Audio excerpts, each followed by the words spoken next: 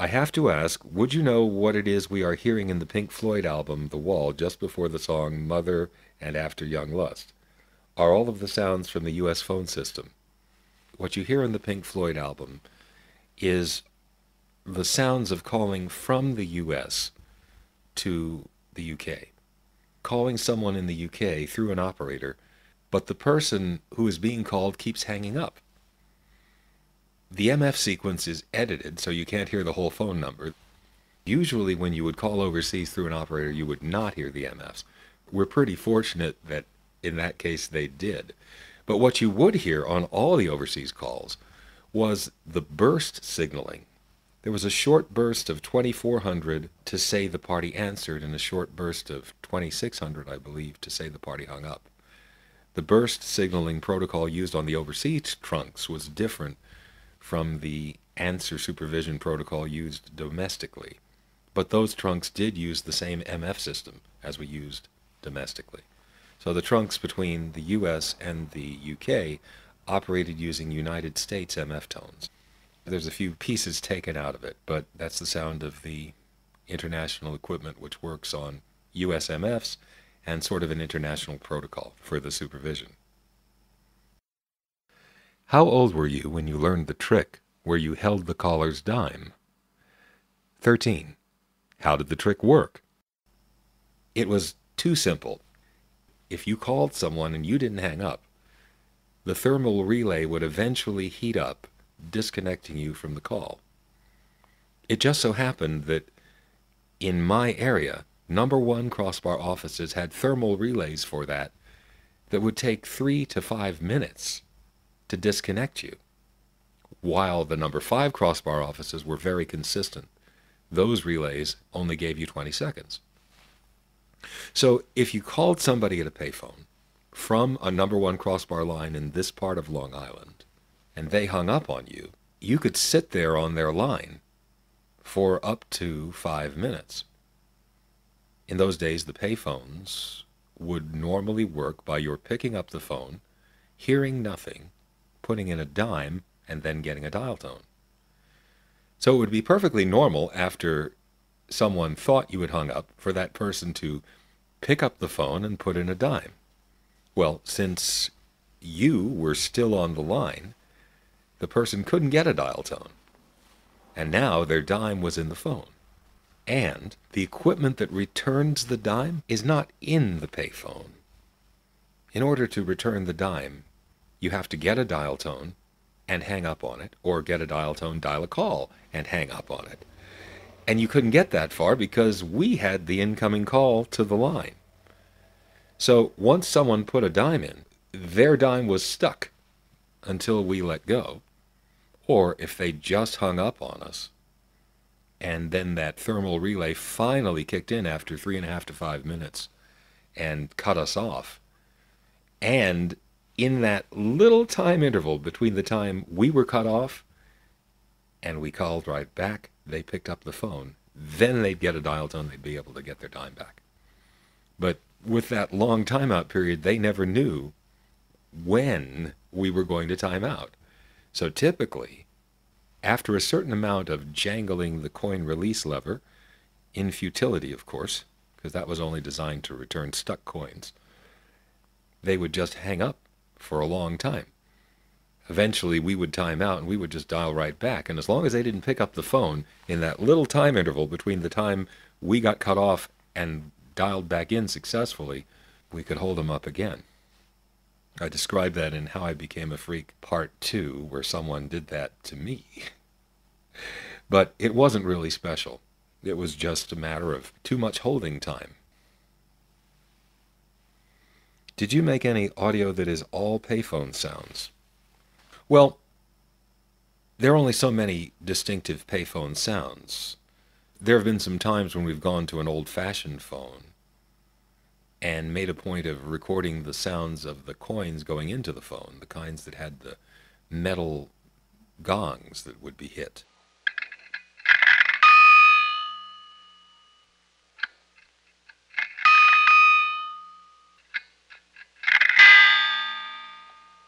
So I guess that's a recording that's all payphone sounds. I'm not exactly sure what you have in mind with this question. Ben and I spent hundreds of hours standing at payphones, not so much to record the distinctive payphone aspect of it, but because each analog telephone switch had its own particular sound signatures, and they were all being replaced with number 1 ESS. Damn it. So we would go and stand at those payphones for hours, calling all over the local area in order to preserve the sound of that particular switching machine. The reason we used a payphone is we didn't know anybody who had a home phone. If we'd known someone with a home phone, boy, we would have gone there, because making telephone recordings from payphones was fraught with hazards, such as electrical hum in the vicinity getting into our magnetic pickup coil, noise, insufficient covering of the mouthpiece and earpiece to keep the noise out of the recording, weather, cold, affecting the tape recorder and the person standing at the payphone, police wondering what is going on, a light in the phone booth coming on in the middle of our recording session as it got dark, adding power induction noise to the recording, and so on. It was a bitch recording from payphones. But we did it because it was the only way to access a particular neighborhood's telephone switch to get the distinctive sound of that switch on tape. Once they replaced those switches with number 1 ESS, there was no particular reason to stand at a payphone unless that particular switch had access to something else in the network that we can only get to by going to that neighborhood, because the number 1 ESSs pretty much sounded all alike. So, the distinctiveness of the sound of one switching machine from another was gone with number 1 ESS. They sounded very much alike. And the differences were just negligible for the most part. Do you know all the things that happen from picking up the payphone until the call is connected? Basically, yes. There's a program I have on this called Coin Control, where I go all the way up and down the East Coast, and I demonstrate the different ways in which the coins are returned and collected and made sure that they're in the phone before you get to talk to somebody and all of that stuff. And there were 4 basic ways that it worked. The prepay system, I'll do this real quick.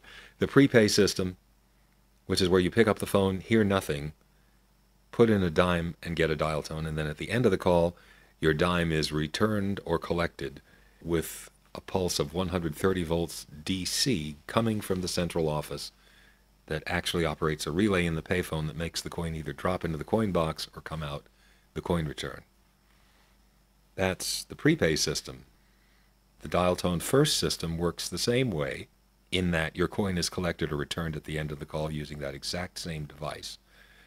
But the difference is, when you pick up the phone, you get a dial tone. You put in a coin if you're making a local call, and you dial the number, and then it's collected or returned. Dial tone first lets you call the operator or emergency without a coin. There was a system called postpay. In the independent companies, you would pick up the phone, get a dial tone, not put in a coin. Very important not to put in a coin until the party answered. When you heard the party answer, you had to put your coin in, or you wouldn't be able to talk to them. Sometimes you couldn't hear them very well either. Typically, you would be able to hear them, but you couldn't talk till you put the coin in. The Bell system had a post-pay system where when the party you called answered, you would get a second dial tone, and then you would have to put the coin in order to talk to that party. Those were the 4 basic systems. The post-pay systems would not return coins ever. Anytime you put coins in, they would drop right into the lockbox with the coins in it. One of the best scenes in the film Goodfellas was when Henry Hill takes Lorraine Bracco into the Copa, but walks her in through the kitchen. I haven't seen that movie. That sounds like a good scene, though. Do you have a best or favorite experience that you or another phone freak did? Well, we had 2 kinds of experiences. Trips through the network and trips through a central office. I think Bill used to really enjoy trips to the Forest Hills central office, but I haven't really got any good memories in particular of, having a wonderful time in a CO. And by the way, if anybody goes to the Seattle Phone Museum, I'm sorry to say that their #1 crossbar has the kind of register centers that don't make a lot of glunky metallic noises. It's the quieter kind that was the newer kind, which had its own virtues, but it didn't make the sounds that we were hearing in part 1 of this interview. So you won't hear those in Seattle, but it's definitely worth going. The first time I went there was quite an experience because in a way I felt like I was coming home. I went there in the year 2000 and, all that stuff was gone by then. And to just walk in that aisle between the #1 and the #5 crossbar was really something. But favorite experience, there were favorite places to hang out, hanging out on the long-distance trunks. There was something about sitting on a connection like that late at night. Even if you were alone. Oh, yeah. It was, this may sound nuts, but it was a comparable experience to being up on a beautiful mountaintop and looking down at the clouds below and having this beautiful vista. And just being there and hanging out there. Yeah. The network was certainly my environment. I certainly lived in it for years. Yes. Not on it, in it. Yeah, in it. Within it. Surrounded by it.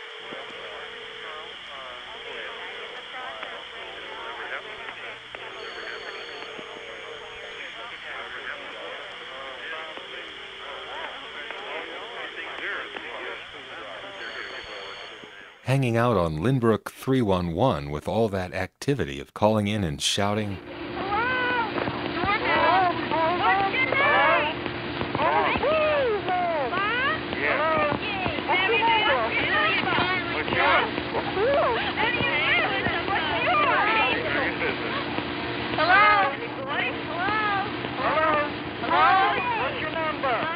The kids on the WQXI conference in Atlanta must have felt the same way.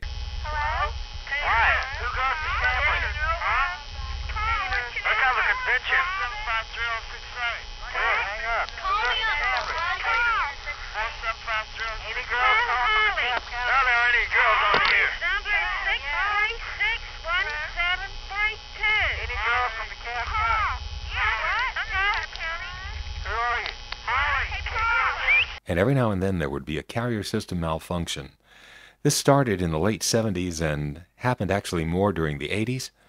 There was one I got to the White Plains 4A, which has a lot of international traffic, so we hear both international and domestic stuff going on.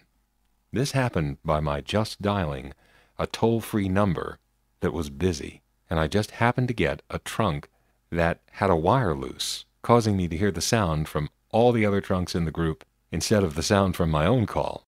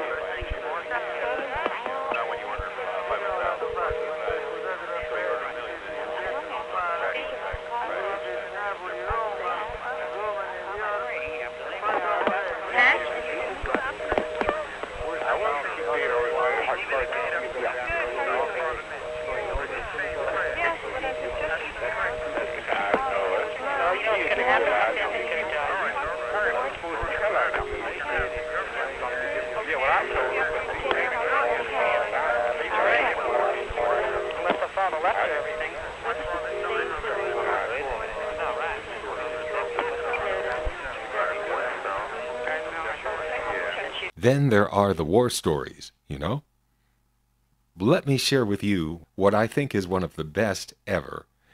This involves the famous security agent Tom Duffy of New York Telephone. My friend Charlie the Walrus was borrowing phone lines in the house where he lived because he didn't have phone service. And, here's the story. That's where I got in trouble with Tom Duffy in Uniondale. Now, see, there's a detail I totally don't remember. Your run-in with Mr. Duffy, I don't recall. When I tell people this story, they don't believe me. We moved to Uniondale in 19 I think 71 or 72. And it was a big house. And we had like 5 families in the house. It was a huge house. They had, I think, 2 families or 3 families upstairs and 2 families downstairs. And we had the whole, one section of the downstairs. And we had no phone. So, and this is the truth. I went down the basement, and there were 4 other families in the house. And I went down to the basement to the main box where the phone lines come in. And in my bedroom, I ran wires through the pipe next to the radiator that goes into the, to the floor, the radiator steam pipe. Right. I ran wires down the steam pipe, next to the steam pipe, through the wood, and into the basement. And then I hooked each wire up to each individual telephone to the neighbors. So I had a multi-line phone in my room. Oh, no. I had a multi-line phone in my room. All right. And I would be on the phone talking to whoever, and then, one of the people would pick up and hear me talking, and they'd complain. And they would call the cops, and the cops would come, and they couldn't do anything about it, So there was this old man. I disconnected the lines to everybody else. I just left one line on this elderly man's line because he never used the phone. Right. So he must have been in his 80s, high 80s, and I would be on his line in the daytime. And every so often, while I'm on the phone, he would pick up his phone. Right. So the minute I hear him pick up, I would go. Oh. He would think he got a dial tone. Oh no. I used to imitate it a lot better. Right. Okay. So I would make the tone before the receiver reached his ear. The minute I hear the click, I would hold it as long as I could. So he would think he had a dial tone. Right. And he would start dialing.